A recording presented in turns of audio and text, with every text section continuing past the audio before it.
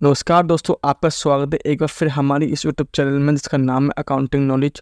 आज की इस वीडियो में हम बात करेंगे कि आप अपनी रिवाइज रिटर्न कैसे फाइल कर सकते हैं, रिवाइज रिटर्न की ड्यू डेट क्या होती है और रिवाइज रिटर्न हमें किस किस केस में हम फाइल कर सकते हैं।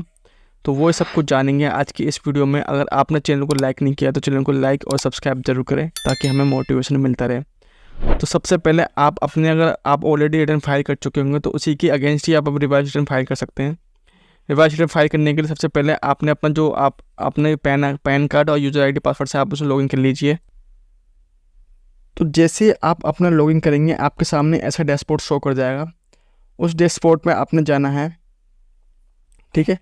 आपके सामने ऐसे आपको देख लेना, अपनी रिटर्न देखनी है, अपनी व्यू रिटर्न, क्योंकि आप ऑलरेडी रिटर्न फाइल कर चुके होंगे तो आप अपनी रिटर्न देख लेना। पहले आप लिखा हुआ सक्सेसफुल ई वेरीफाई हो चुकी है। अब इसके लिए अगर आपको रिवाइज रिटर्न फाइल करनी है तो आपने जिससे आप कंटिन्यू करेंगे उसके बाद आपने डैशबोर्ड पे जाना है। डैशबोर्ड पे आपके सामने जैसे ही आप शो करेंगे आपके सामने एक ऐसी विंडो ओपन होगी।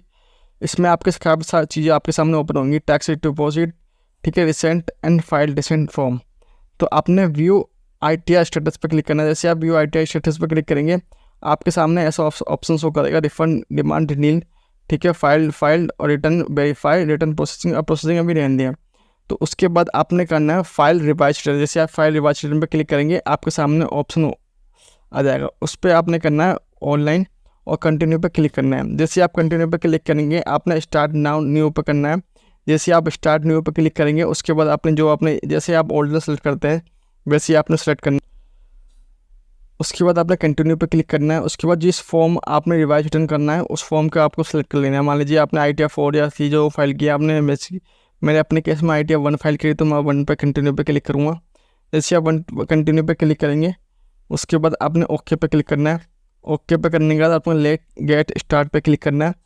उसके बाद आपने जो आपकी एग्जाम्पशन लिमिट है आप जो देख लीजिए, कुछ आपको अंदर पे करके आप क्लिक करके आप कंटिन्यू पे क्लिक कर दीजिए। जैसे आप कंटिन्यू पे क्लिक, ठीक है, आपके सामने ऐसा टैब ओपन हो जाएगा, ठीक है। उसके सामने आप सारी चीज़ें ओपन होंगी। उसके बाद आपने जो जो आपकी दिक्कत है, अब आपके जैसे आप नीचे आएंगे आपके सारी डिटेल है, आपकी प्रोफाइल, कॉन्टैक्ट डिटेल और इन्फॉर्मेशन। बस आपने यहाँ पर सेक्शन देखना है। जब आप रिटर्न आप फाइल करते हैं तो रिटर्न फाइल टू, ठीक है।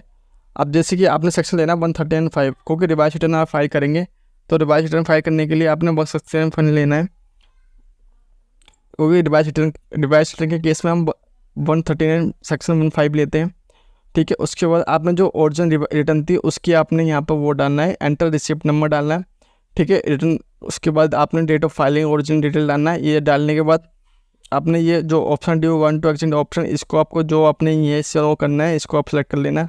जो आपके बेसिक डिटेल है वो आपकी बिल्कुल सेम रखनी है। बस आपने यहाँ पर ध्यान रखना है फाइलिंग सेक्शन पे।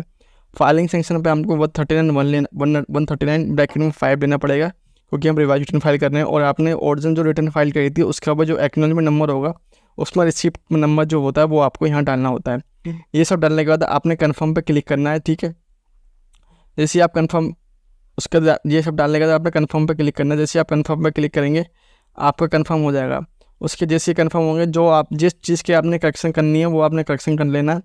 जो आप सारी डिटेल आप कन्फर्म करते चले जाइए, ठीक है। जो आपने डिटेल हैं वो आप डाल लीजिए आराम से। आपने अपनी सैलरी जो डालना, आपने TDS अगर एक्स्ट्रा क्लेम किया है तो वो डाल लीजिए ईजी। आपने जो सैलरी डाली है, मान लीजिए आपने सैलरी जो थी आपकी पिछली बार आपने कम ले रखी थी लेकिन आपको लगता है कि हमारी सैलरी में ज़्यादा थी तो उस केस में आप अपनी सैलरी बढ़ा सकते हैं। हमारे केस में मान लीजिए आपने सैलरी आपकी जो थी वो जो आपकी पहले आपकी कम थी आपने बढ़ाना चाहते हैं तो आप अपनी सैलरी भी बढ़ा सकते हैं। आप मान लीजिए 25, अब जो आपकी सैलरी थी वो आप रख सकते हैं, मान लीजिए 5 लाख रुपये आप रख सकते हैं, ठीक है। जो आपकी सैलरी थी वो आप उस हिसाब से आप अपनी सैलरी बढ़ा दीजिए। अब मान लीजिए सैलरी आपकी आपने कम शो करी थी तो आप उसको ज़्यादा शो कर दीजिए, ठीक है। जो आपकी चीज़ें वो आप रिवाइज करके उसको कर सकते हैं। आप टैक्स बढ़ा सकते हैं और रिफ़ंड भी आप क्लेम कर सकते हैं, ठीक है। जैसे आप कर सकते हैं उसके बाद आपने सेव क्लिक कर देना है। जैसे आप क्लिक करेंगे उसके बाद आपने 10 की इनकम अगर आपको बढ़ानी है तो आप बढ़ा सकते हैं, वरना जो आपकी 26 आ रही है वो आप रख सकते हैं और आपने कंटिन्यू पे क्लिक कर देना है, ठीक है। अगर आपके केस में जी सारी डिटेल आपकी कन्फर्म हो जाएंगी फिर इसके बाद आपने टोटल टैक्स डिडक्शन लेनी है।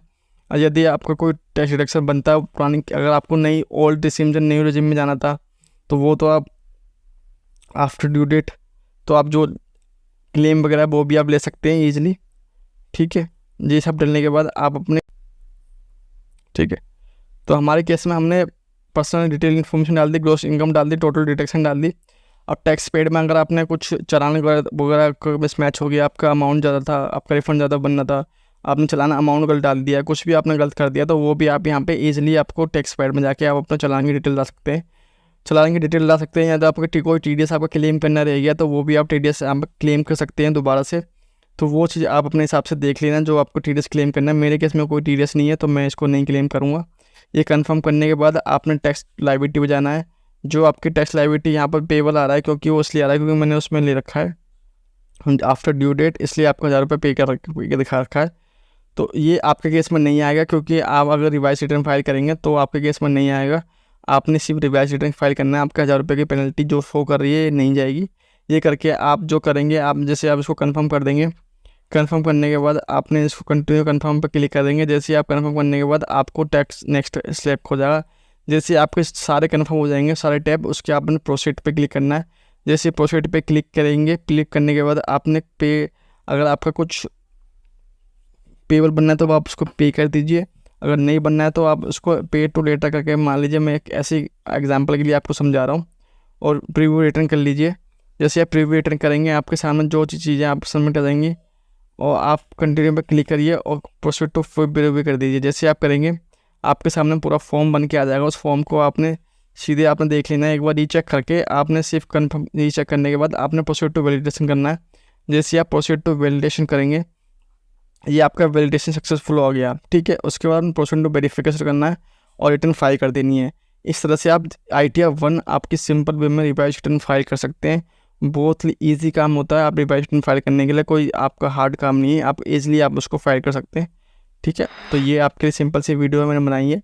अगर आपको अच्छी लगी तो चैनल को लाइक एंड सब्सक्राइब जरूर करें। धन्यवाद।